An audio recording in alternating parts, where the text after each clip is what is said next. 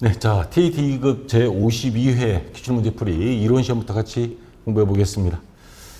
프로그램은 백데이터는 제가 이론시험 첨부 파일을 올려놓을 테니까요.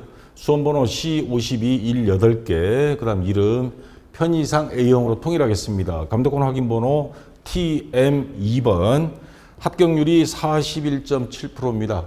그러니까 난이도가 평균 한 40, 한 2, 3%니까 약간 어려웠습니다. 자, 그럼 하나씩 한번 보겠습니다. 1번부터 다음 중 내부 회계 관리 제도에 대한 설명으로 옳지 않은 것. 회계 관리 제도, 요즘 금융기관이라든가 여러 대기업에서 보면 그 횡령 사고들이 좀 터지고 있죠.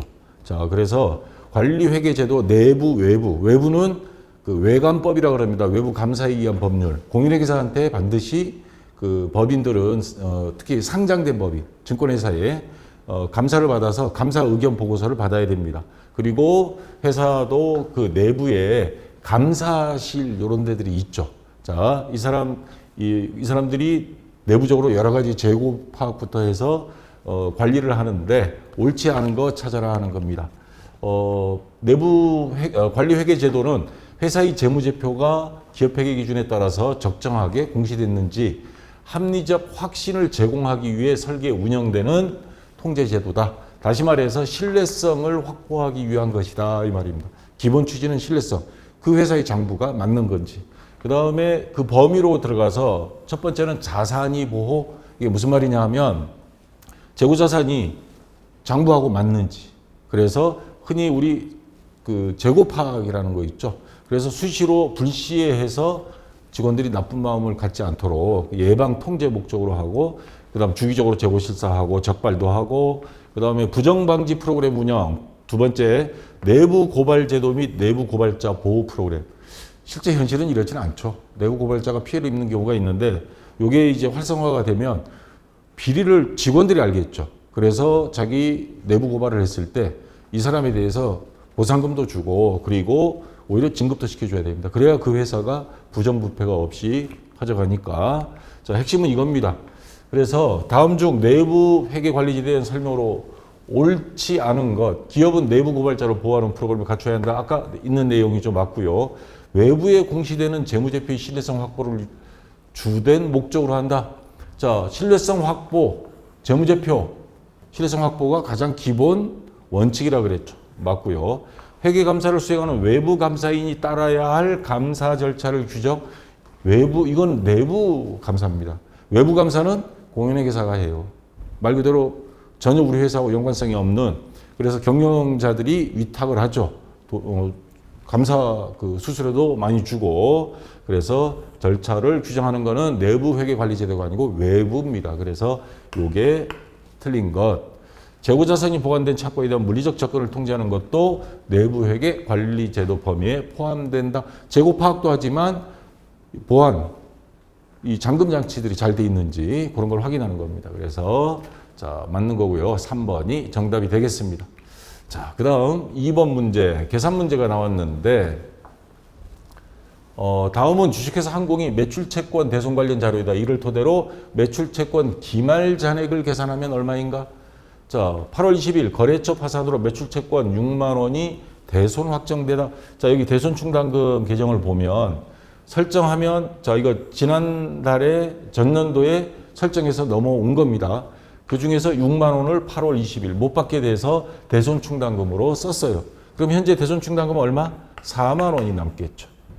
자, 근데 12월 31일 날 3만 원이 추가로 보충이 됐습니다. 그러면 현재 남아있는 거는 7만 원. 대손 충당금이 남아 있습니다. 자, 12월 31일 매출 채권 잔액에 대하여 1%의 대손을 추정하다. 자, 7만 원 설정하기 위해서 매출 채권 잔액에 대해서 1%입니다. 그러면 매출 채권은 100%라는 소리죠. 7만 원에. 그럼 얼마예요? 700만 원이 되겠죠. 700만 원에 10%면 70, 1%면 7만 원. 그러니까 700만 원에 대해서 곱하기 0.1 해서 7만 원 설정하는데 잔액이 4만 원 있으니까 3만 원만 차변의 대손사각비, 대변의 대손 충당금 해서 보충법으로 보충해 준 거다 이 말입니다. 그래서 정답은 4번 700만 원이 되겠죠. 자, 됐고요. 그 다음 3번 문제.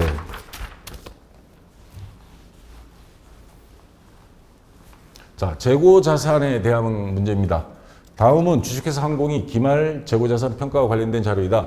기말 재고 자산 금액은 얼마인가? 자, 장부상 수량은 1000개. 요 단위당 취득 원가는 1000원씩, 1000개 100원 하니까 100만 원으로 장부에는 기록이 돼 있습니다. 근데 실제 재고 파악을 했더니 950개가 있어요. 감모 손실이죠. 근데 이게 정상인지 비정상인지는 모르겠고, 자, 그러면 950개 남아있고, 단위당 순실현 가능 가치, 지금 현재 시가로 환산을 해봤더니 얘가 900원 밖에 안 하더라. 그러면 950개 곱하기 900원 하면, 자, 감모 손실, 평가 손실을 다 감안을 한 현재 금액이 나옵니다. 자, 그게 얼마냐면 85만 5천 원. 그러면 기말 재고자산 금액은 요 금액으로 수량 감모 손실, 평가 손실을 뺀 나머지 금액, 그럼 88만 5천 원. 85만 5천 원이죠. 이거 제가 잘못 적었네. 85만 5천 원. 5만 5천 원. 그래서 1번이 정답이 되겠습니다. 그러면 나머지 100만 원에서 이 차액은 재고자산, 감모손실, 평가손실로 비용으로 적었겠죠. 자, 그래서 1번이 정답입니다. 자, 그 다음 4번 문제. 자, 정부 보조금이 들어가 있는 유형자산에 대한 감가상각입니다. 자, 다음은 주식회사 항공이 기계장치 관련 자료이다. 12월 결산 후 기계장치 감가상각 누계 그리고 장부금액 두 가지는 얼마인가 각각 계산해라 이 말입니다. 자, 2022년 9월 1일 기계장치 취득을 위한 정부 보조금 100만 원을 수령했고요. 10월 1일 기계장치를 600만 원에 취득했습니다. 그러면 600만 원 안에는 요 100만 원도 포함되어 있는 거죠. 자, 600만 원 내용연수는 5년, 잔존가치는 없고 정액법, 월날 상각해라. 지금 몇 개월 지났죠? 9월 1일부터 10월 1일까지니까 10월 1일에 취득했죠.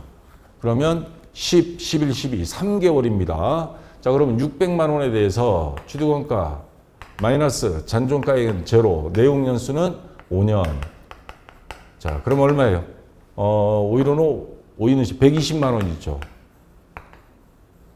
곱하기 지금 3개월 경과했습니다. 월할 상각하라 그랬으니까 12분의 3 그러면 얼마가 나오죠? 요게 감가상각비가 30만 원 나옵니다.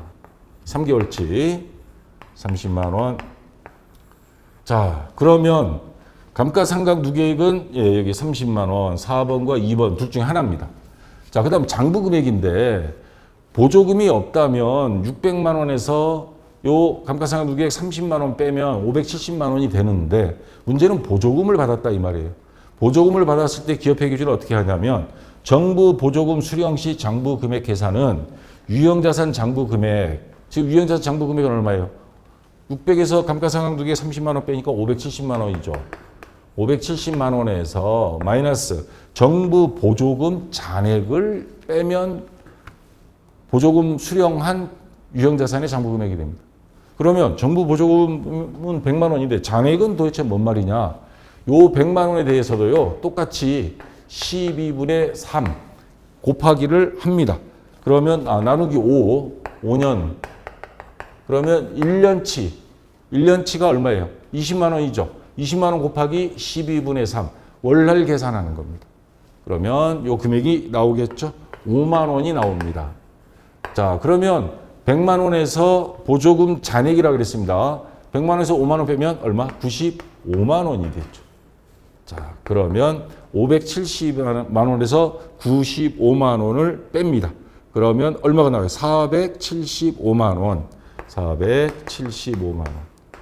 이렇게 해서 정답은 1번, 4번이죠. 4번이 정답이 되겠습니다. 고요. 그 다음 5번 문제.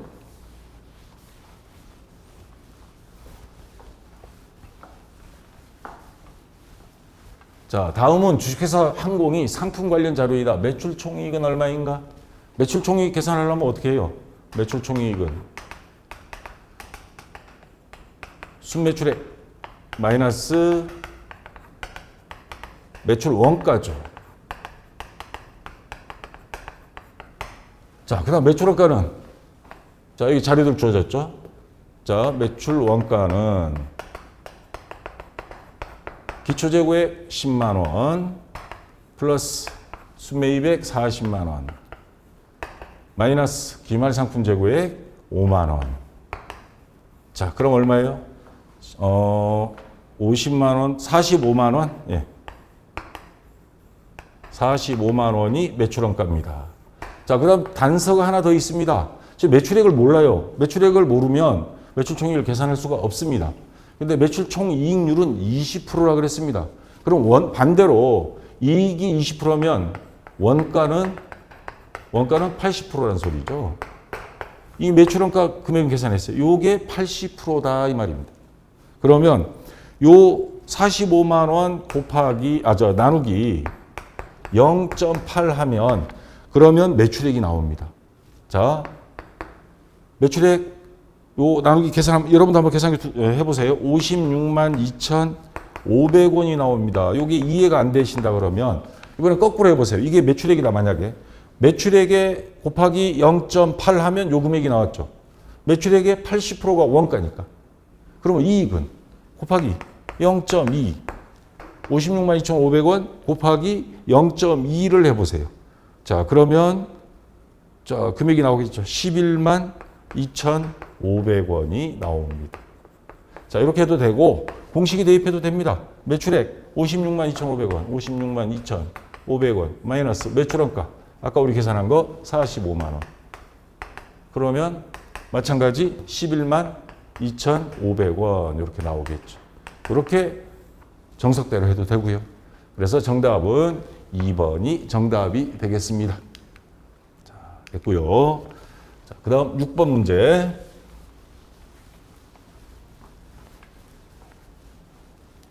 자, 다음은 주식회사 항공이 퇴직연금 관련 자료이다. 퇴직연금 부담금 납부에 대한 회계 처리 시 차변 계정 과목으로 옳은 것은 자, 요거 좀 헷갈리는 문제죠. 제가 정답 및 풀이에 상세히 실어놨습니다. DC형, 확정 기여형. 요 반대되는 개념이 뭐예요? 확정 급여형. 일명 DB형이라 그럽니다. 그래서 제가 이거 헷갈리면 이게 뭐지? 그럴 때 DB형, DB진다. 여러분들이 입사했어요. 자격증 따고 회사에 입사했는데 이 회사는 요거 어느 걸로 하고 있나 가서 봤더니 DB형이야. DB지는 겁니다. 죽어난다 이 말입니다. 회사에서 관리하는 겁니다. 급여 담당자 뭐 이런 말 쓰죠. 회사에서 이 급여 담당자, 회계 담당자가 급여 처리도 하고 요 퇴직연금에 대해서도 다 한다 이 말입니다. 그래서 차변의 퇴직연금 운용자산, 그 다음 대변에 뭐 퇴직급여, 그 다음 퇴직급여 충당금, 퇴직급여 운용자산, 그 다음에 이익이 생겼어. 그러면 퇴직급여 운용자산 수익 해서 더하고 굉장히 복잡해집니다. 근데 기여형은 뭐냐? 관리를 아예 금융기관에 맡겨버리는 겁니다. 우리는 매달 월급 줄 때마다 퇴직급여 떼서 그쪽으로 줘버리면 끝입니다. 그래서 회사에서 아예 퇴직한 것처럼 처리해버립니다. 그럼 차변에 퇴직급여. 더 이상 손댈 게 없어요. 여기서 끝입니다. 그 다음 회사가 퇴직했다. 그러면 회사에서는 퇴직했다는 서류만 떼주면 본인이 그 해당 금융기관에 가서 퇴직금을 받아가는 겁니다. 근데 요거는 회사에서 다 처리해줘야 돼요. 굉장히 복잡합니다. 자, 그래서 이 문제에서는 급여형, DB형, DB지는 게 아니고 DC형이니까 퇴직급여. 보통은 DC형을 많이 씁니다. 왜냐하면 회사 업무도 바쁜데. 자, 그래서 1번이 정답이 되고요. 반대로 확정급여형, DB형 나오면 요게 정답이 되는 겁니다. 2번이. 자, 됐고요. 그 다음에 7번 문제.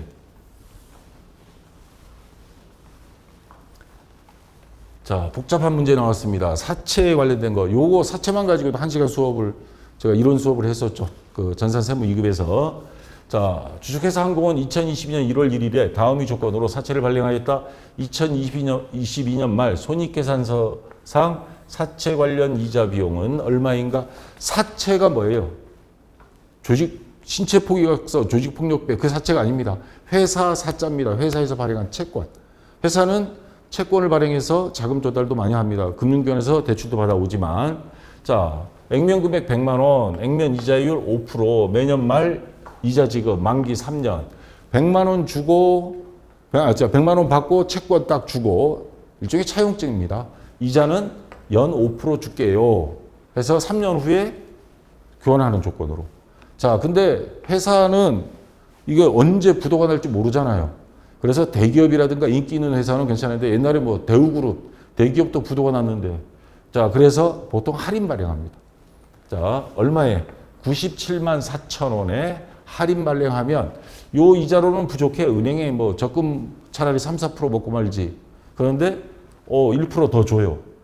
요게 할인된 금액으로 해서 유효 실제 지급하는 이자율을 계산했더니 6%다 이 말입니다. 뭐 이 조건이면 그래 은행보다 한 2% 높으니까 좀 위험성은 있지만 채권이 팔릴 수가 있습니다. 그러면 이 회사 장부를 작성하는 회계 담당자는 실제 장부에 기록되는 이자 비용은 6% 얼마? 자, 97만 4천 원에 대해서 6%를 곱한 금액, 요 금액을 계산합니다. 그러면 곱하기 하면 이거 0.06이죠. 그럼 얼마가 나와요? 58,440원. 이 나옵니다. 원래 요 금액으로 액면 금액으로 해서 액면 이자율로 하면 5%면 5만 원이 나오는데 실제 지급하는 거는 58,440원. 물론 요거 나중에 안에 세부적으로 들어가면 4차 할인 발행 차금 상각 요거까지 해서 액면 이자에다가 더해 가지고 유효 이자율 이렇게 계산하는데 어쨌거나 지금 이 문제에서는 그것까지 우리가 풀이할 필요는 없으니까 정답 3번 이렇게 체크를 해주면 되겠습니다. 자, 요거 자세히 알고 싶다 그러면 전산세무 2급 거기 이론 강의 가서 보시면 되겠습니다. 자, 3번이 정답이 되고요. 자, 그 다음 8번 문제입니다. 요거 지문도 길죠. 자, 다음 중 오류 수정에 대한 설명으로 옳은 것 그랬습니다. 오류 수정이 뭐냐? 장부를 작성하다 보면 사람이 하다 보면 오류가 생깁니다. 계산착오, 분계 실수, 기업 회계 기준에 다른 방법을 사용했다거나 누락됐다거나 대표적인 중대한 것들이 보면 매출액을 동그라미 하나 빼먹었다든가 그건 엄청난 거죠. 급여 지급한 걸 누락했다든가 그럼 비용이 엉터리죠. 자, 그래서 이런 게 1년 지나서 발견이 됐다. 그러면 중대한 오류다. 또는 그렇게 중대하지 않은 오류다.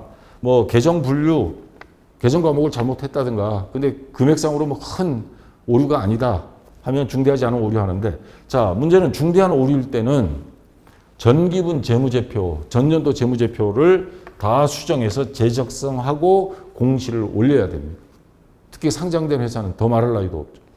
이거 경고를 받습니다. 자, 그 다음에 전기 오류 수정 손익에서 전기 2월 이익잉여금, 전년도 2월 이익잉여금 그러니까 요게 잘못됐으니까 당연히 2월 이익잉여금도 넘어온 잉여금도 잘못된 거죠. 여기까지 전년도 것까지 다 받아. 중대하지 않는 거는 전기분 재무제표는 수정하지 않고 당기에 영업에 손익해서 단기에만 반영한다. 이 정도 알아두면 되겠습니다. 그래서 요거 전년도까지 한다 그래서 소급법, 이거는 단기 일괄 처리법 이렇게 하는 겁니다. 자, 다시 문제로 돌아와서 이렇게 설명을 안 하고 문제만 보면 무슨 말인지 이해가 안 될 거예요. 중대한 오류는 재무제표의 신뢰성을 심각하게 손상할 수 있는 매우 중요한 오류를 말한다. 아까 말한 중대한 오류, 매출액이라든가 직원들 급여, 뭐 어떤 한 명이 아니고 뭐 상당 부분 누락을 했다든가. 자, 맞는 말이죠. 그러니까 옳은 거 됐으니까 정답은 이미 나왔습니다. 단기에 발견한 전기 또는 그 이전 기간이 중대한 오류는 어떻게? 전기분 거 다 고친다 그랬죠. 단기 손익계산서에 영업의 손익 중 전기 오류 수정 손익으로 보고한다. 단기만 고친다? 중대한 오류인데 이건 아니죠. 자, 그 다음 비교 재무제표를 작성하는 경우 전년도 올해 2년치를 합니다. 이 주식 투자하시는 분들 네이버에서 보면 금융에 들어가면 다 나와 있죠. 심지어 분기별로도 영업이익, 영업손익 다 나와 있습니다. 자, 중대한 오류 영향을 받는 회계기간이 재무제표 항목은 재작성해야 됩니다. 중대한 오류니까. 그러니까 이거 잘못된 거죠. 전기 또는 그 이전 기간에 발생한 중대한 오류 수정을 위해 전기 또는 그 이전 기간의 재무제표를 작성하는 경우 각각의 회계기간에 발생한 중대한 오류 수정 금액을 해당 기간이 재무제표에 반영할 필요는 없다. 전기 해당 기간, 전기 반영해야죠. 자, 다 똑같은 말입니다. 그래서 정답은 1번이 되겠습니다. 자, 여러분들이 이해하면 지문이 길어도 무슨 말인지 찾을 수 있겠죠. 자, 그 다음 9번 문제. 자, 부가가치세입니다. 다음 중 부가가치세 과세 대상에 해당하는 것, 과세 대상이다 하는 건 뭐예요? 이거는 정상적인 매출이니까 부가세를 납부해라, 매출액으로 신고해라 하는 겁니다. 근데 제가 좀 더 알아보기, 과세 거래로 보지 않은 거, 이거는 그래 매출액으로 안 해도 될 것 같아, 빼줄게, 국세청에서 인정해 주는 겁니다. 담보물로 은행에 대출 받으면서 담보물로 제공하는 거, 그건 매출이 아니죠. 이익을 남겨야죠. 사업을 양도하는 거, 회사를 아예 팔아버리는 거예요. 자, 그건 아니죠. 상품 판매에 대한 부가세는 제품 판매하면서 생긴 이익, 이런 것들입니다. 조세의 물납. 지난번에 삼성 그 회장님 돌아가실 때 뭐예요? 물납, 주식으로 납부할 수도 있습니다. 또는 자기가 소유한 부동산으로. 돈이 없으니까. 물납이라는 게 그겁니다. 공매, 경매 당했어요. 근데 이게 무슨 여기까지 부가세를 물리진 않죠. 창고, 증권. 창고에 물건을 보관했다는 증서입니다. 그거를 양도할 경우, 자, 증권을 양도하는 거는 하나의 금융거래로 봐서, 자, 과세하지 않고요. 수용, 정부로부터 뭐 토지를 수용당했다. 도로를 뽑는데 가져가는 경우 있죠. 기타 법으로 정한 경우. 이러한 거는 과세거래로 안 봅니다. 자, 여기 보시면 무상으로 제공하는 견본품은 여기에는 없는데 무상입니다. 화장품 샘플 막 주잖아요. 그거 이익 봤다고 볼 수는 없죠. 그래서 과세 대상으로 안 봅니다. 자, 저당권 설정으로 부동산을 제공하는 경우, 담보 제공한 거. 요거 매출 안 본다 그랬죠. 조세의 물납, 요것도 아니라 그랬죠. 매입세 공제된 판매 장려 물품. 자, 견본품하고 다릅니다, 이거. 이거를 공장에서 매입하면서 매입세 공제를 받았어요, 이미. 세금 공제. 세액 공제. 세금 공제 받아놓고 공짜로 주면서 자기네가 영업을 뛴다? 요거는 매출과 직접적인 관련이 있기 때문에 판매 장려 물품이니까 이러한 경우는 안 됩니다.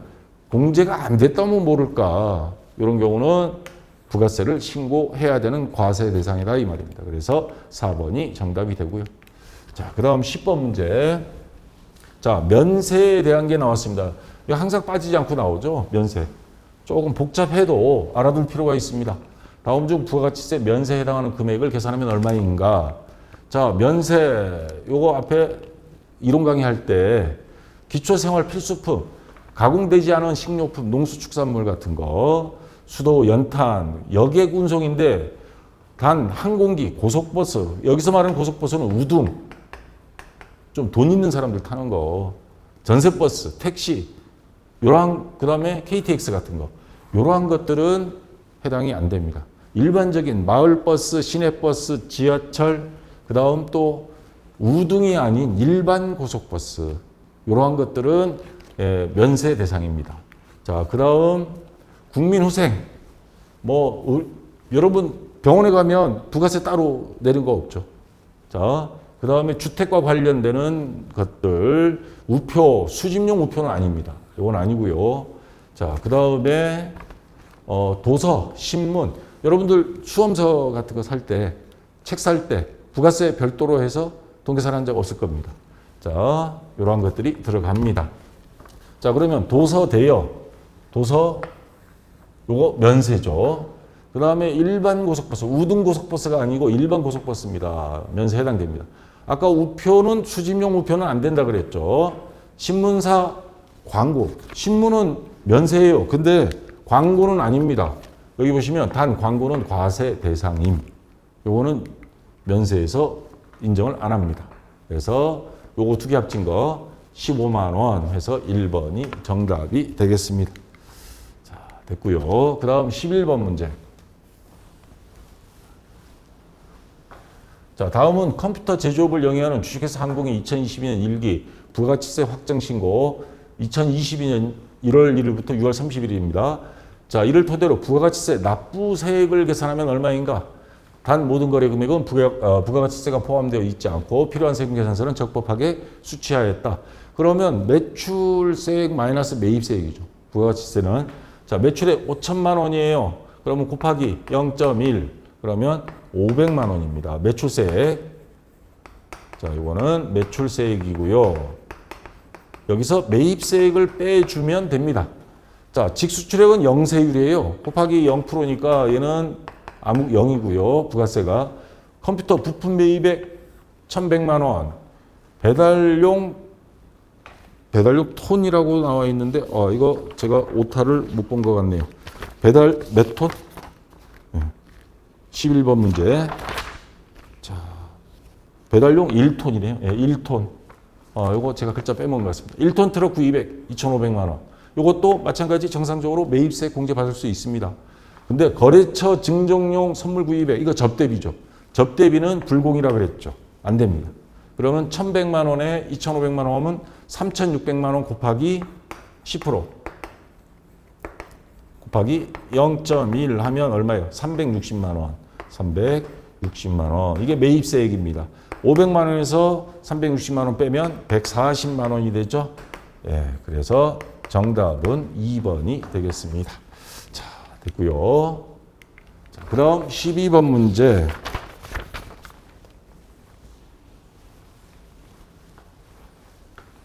자, 다음은 거주자 김공인 씨 2022년 귀속소득이 내역이다. 김공인 씨 종합소득 금액에 합산될 종합과세 대상 금융소득은 얼마인가? 별도의 언급이 없는 한 적법하게 원천징수되었다. 자, 종합소득에 들어가. 종합소득이라고 하는 건 사업소득, 근로소득, 기타소득, 금융소득 뭐 다 들어가는 겁니다. 근데 금융소득은 연간 2천만 원 미만일 때는 분리과세가 가능합니다. 분리과세를 당연히 선택해야죠. 그것만 내면 종합소득세는 최고 세율이 막 40% 넘어갑니다. 근데 분리과세해서 뭐 20몇 프로 떼고 나면 나는 더 이상 뭐 종합소득세 신고 안 해도 되니까. 자, 그러면 여기 한번 보겠습니다. 내국 법인으로부터 받은 현금 배당금. 자, 여기 보시면 무조건 종합과세하는 금융소득이 있습니다. 자, 어떤 경우냐면 원천징수되지 않은 이자 또는 배당소득 또는 해외에서 받은 이자 및 배당소득. 그러니까 국내외를 통틀어서 원천징수 안 한 거는 금액 2천만 원 이하여도 무조건 종합소득 과세 대상입니다. 그러니까 은행에서 정기예금 들었다가 받을 때 원천징수 다 뗍니다.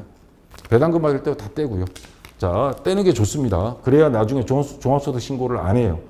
자, 그 다음에 같이 동업을 출자, 공동, 동업 형태로 해서 배당소득 받은 거. 이런 거는 당연히 종합소득 과세 대상입니다. 자, 근데 내국 법인으로부터 받은 현금 배당금. 원천징수 안 됐다는 말이 없어. 그러면 400만 원. 그 다음에 뭐 계약이 해약으로 인한 배상금 800만 원. 그 다음에 비영업 대금. 자, 900만 원. 그러면 얼마예요? 자, 요러한 것들은 자, 근데 지금 여기서 보시면 그 비영업 대금의 이익 같은 경우는 금융소득인 건 맞습니다. 근데 계약이 해약으로 인한 배상금. 이거는 금융소득으로 보지 않고 요거는 기타 소득입니다. 함정으로 파놨습니다. 이거는 이익 봤다고 볼 수는 없죠. 근데 비영업 대금, 흔히 말하는 이 고리대금법 있죠. 개인이 돈을 빌려줘서 정상적인 사업자 등록증을 냈는지 안 됐는지 모르겠지만 영업과 무관하게 얻은 이익. 자, 요 900만 원, 400만 원 합치면 얼마예요? 1,300만 원, 2천만 원 안 되죠. 얘네들은 분리과세로 들어가요. 근데 외국 법인으로부터 받은 원천징수되지 아니한 현금 배당금. 이거는 무조건 금액에 상관없이 종합소득 과세 대상이라고 그랬죠. 아까 요거. 그러니까 300만 원은 어떻게? 종합소득 과세 대상이 금액이다. 그래서 1번이 정답입니다. 요거 초판에는 요거 오타가 하나 있을 거예요. 330만 원 돼 있을 건데 저 수정하도록 하겠습니다. 300만 원입니다. 그래서 1번이 정답이 되고, 자, 요거 조심하라 그랬습니다. 기타 소득이라는 거. 해약으로 인한 배상금은 그래서 요것만 조심하면 되겠습니다. 자, 그다음 13번 문제. 자, 요것도 복잡한 문제 나왔죠. 이거 다 암기할 수도 없고. 자, 다음 중 소득별 수입 시기로 옳지 않은 것. 자, 소득 종류가 많습니다. 기타 소득, 무기명 주식에 대한 배당금, 연금 소득, 보통예금 이자가 들어온 거. 자, 요거 이런 교재는 제가 표로 정리해 놓았고, 기출문제집 요 정답 풀이에도 요거 표를 아예 넣어 놨습니다. 공인회계사에 제공한 거는 뭐 한 두 줄밖에 안 되기 때문에. 자, 소득별 수입 시기, 보통예금, 정기예금, 정기적금. 요거는 뭐예요? 이자를 받은 날. 요 날을 수입한 날로 해서 장부에 기록해라 이 말입니다. 자, 그 다음 뭐 여러 가지 있습니다. 아까 뭐 비영업대금도 있고, 자, 법인세법에 따라서 처분된 기타 소득. 자, 해당 법인이 해당 사업년도 결산 확정일입니다. 여기서 말하는 결산 확정이다 하는 것은 장부 마감일이 아니고 결산해서 주주총회에서 의결이 돼서 자, 요거에 대해서 뭐 어떻게 배당금을 주겠다 해서 확정된 날, 그날을 말하는 겁니다. 총 결산입니다. 그러니까 12월 31일 장부 마감일 요거에 말하는 게 아니고. 자, 그 다음에 주식 배당금 받은 날. 개인적으로 여러분들 뭐 삼성전자 주식 갖고 있는 분들 1년에 4번 배당금 받죠. 통장에 회사 돈으로도 주식을 사기도 합니다. 그러면 그게 뭐예요? 통장에 들어온 날 장부에 기록해야 된다는 거죠. 그 다음에 연금소득은 연금소득 받는 날. 네, 이런 식으로 자, 있습니다. 자, 수입시기로 옳지 않은 것. 법인세법에 따라 처분된 기타 소득. 법인이 해당 사업년도 종료일 12월 31일 아닙니다. 결산. 주주총회에서 확정된 날. 그래서 정답은 나왔습니다. 옳지 않은 것 1번이 답이고요. 무기명 주식에 주식 배당금 지급받은 날. 연금소득 연금 받은 날. 보통예금 이자 받은 날. 자, 이렇게 여러분들이 구분하시면 되겠습니다. 그래서 1번이 정답이 되고요. 자, 그 다음 14번 문제. 자, 다음은 거주자 김공인 씨 영업부장이 주식회사 한공으로부터 수령한 소득자료이다. 이를 토대로 2022년 김공인 씨 총급여액을 계산하면 얼마인가? 요거 조금 문제에 출제위원들이 이렇게 하면 총급여액은 월급 복대에 찍혀 있는 총금액이잖아요. 정확하게 이 문제를 한다면 김공인 씨의 과세 소득은 얼마인가? 이렇게 해야 정확한 문제가 될 것 같아요. 제가 개인적으로 봤을 때. 과세 소득. 그러니까 비과세 소득이 있으면 그걸 빼라 이 말입니다. 정답은 그런 식으로 여기서 정해놨어요. 자, 보시면 기본급 6천만 원, 상여금 500, 식대 240, 업무 수행에 이용하고 회사의 지급 기준에 따라 받는 자가운전 보조금 360, 총급여 봉투에 총급여액 이렇게 나와 있어요. 근데 거기에서 과세, 비과세 이렇게 해서 비과세는 빼고 세금을 소득세를 신고를 하죠. 자, 그러면 여기서 여러분들이 눈여겨봐야 될 게 뭐냐면 비과세 근로소득, 자가운전 보조금, 업무에 사용할 때 본인 소유 또는 배우자 명의로 되어 있는 차량이어야 되고 업무에 이용할 때 월 20만 원 한도는 회사에서 받았더라도 소득세로 안 봅니다. 그래서 비과세 항목으로 잡습니다. 그 다음에 식대, 회사에서 식사를 제공받지 않으면서 식대 10만 원. 근데 요즘 물가 오르면 한 15만 원은 줘야 그래도 소득세법은 10만 원까지만 비과세입니다. 자, 이거 다 외우지 못하겠다 그러면 여러분들 아까 프로그램 켜놓은 상태에서 급여자료 입력 메뉴에서 수당 및 공제 등록에서 비과세 감면 설정을 딱 클릭하면 요거죠. 수당 및 공제 등록 메뉴 급여자료 입력에서 요거 클릭하면 여기 다 나와 있습니다. 식대 비과세 공제 한도 월 10만 원, 자가운전 20만 원, 연구개발비 20만 원 뭐 이런 식으로 다 있습니다. 이거 보면서 해도 돼요. 큰일 아닙니다. 자, 다시 문제로 돌아가면 그러면 식대 240만 원 받았어요. 월 20만 원씩. 근데 월 얼마? 아까 10만 원씩. 그럼 1년 120만 원. 그러면 여기 240에서 120만 원 뺀 나머지 금액 120만 원만 과세 소득입니다. 자, 그다음 자가운전 보조금 아까 월 얼마라 그랬어요? 30만 원이 아니고 20만 원만 된다 그랬죠. 그러면 20만 원 뺀 나머지 월 10만 원은 과세 소득입니다. 그러면 120만 원이 되겠죠. 1년치니까 월 10만 원. 요것만 과세 소득입니다. 그러면 실제 총 과세 소득은 얼마냐? 6천만 원 더하기 500만 원 더하기 120만 원 더하기 또 120만 원 해서 다 더해주면 얼마예요? 그러면 6,740만 원. 어우, 연봉 세네요. 자, 1년치 6,740만 원이 과세 소득이 되겠습니다. 자, 근데 여기서는 총 급여액이라 나와 있어가지고. 자, 다음 마지막 15번 문제. 다음 중 근로소득자의 연말정산에 대한 설명으로 옳지 않은 것. 자, 해당 과세 기간 중에 이혼한 배우자는 기본공제를 적용받을 수 없습니다. 자, 왜냐하면 이 사람이 이혼하고 뭐 그 다음에 자기 혼자 독립해서 나가버리면서 또 공제를 받기 때문에 기본공제 대상이 아니고 그 다음에 장애인을 데리고 사는 집 있죠. 그러면 장애인들 심지어는 뭐 동생을 데리고 사는 경우도 있습니다. 보통 그 나이 연령 기준은 만 20세인데 근데 얼마나 어렵겠어요. 그래서 장애인 같은 경우 나이 제한 없이 뭐요? 공제, 기본 인적 공제 기본 대상이 됩니다. 그다음에 인적 공제 합계액이 종합소득 금액 전체 신고하는 금액보다도 오히려 뭐 고령의 부모님도 모시고 살고 장애인도 있고 그러다 보니까 오버가 되는 경우 있습니다. 그러면 100% 공제, 제로가 될 때까지만 공제받고 그 이상은 이제 공제가 안 되고 자, 요게 문제입니다. 부녀자 공제, 한부모 공제. 자, 동시에 적용받을 수 있어. 자, 이게 무슨 말이냐면 부녀자 공제 맞벌이 하는 경우입니다. 그리고 남편도 있고 자기도 있고 근데 자기가 이제 부녀자 공제 신청을 가능하죠. 여자도 이제 돈 벌어 다닐 수 있고 남편은 실직 상태고 혼자서 이제 돈을 번다 했을 때 근데 실직된 남편이 뭐 언제 다시 재취업할지는 모르죠. 그래서 부녀자 공제는 한도가 50만 원입니다. 근데 한부모 공제 이건 아예 남편이 없어요. 그래서 혼자서 가족들을 먹여 살린 경우가 있죠. 어느 쪽이 어려워요? 이쪽이 더 어렵죠. 그래서 여기는 한도가 100만 원입니다. 자, 50만 원, 100만 원인데 근데 부녀자 공제와 한부모 공제가 한부모는 남편이 될 수도 있고 자, 그 다음에 부인이 될 수도 있는데 어쨌거나 어렵긴 여기가 더 어렵고 근데 여자인 경우에 부녀자 공제와 한부모 공제 둘 다 중복이 될 수도 있어요. 여자인 경우에는.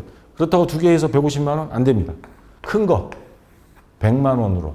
그러니까 한부모 공제에 해당하는 사람이 여기에 해당하겠죠. 100만 원짜리만 50만 원짜리는 안 되고 동시에 적용받을 수 있다? 아닙니다. 그래서 해림이가 정답이 되겠습니다. 자, 여기까지 해서 다 됐고요. 혹시 유튜브에서 보시는 분들은 제가 거기에 답변을 못하니까 질문 답변은 네이버에 박쌤 전산에게 들어오시면 TAT 질문 게시판이 따로 있습니다. 그리고 뭐 등업 없습니다. 들어와서 간단한 객관식 몇 개 답변만 하시면 모든 자료 볼 수 있고 글을 올릴 수 있으니까 여기 올려주시기 바라고요. 자, 이론은 여기까지 해서 마치고 좀 쉬었다가 다음 시간에 실무 시험 같이 해보도록 하겠습니다. 자, 수고했습니다.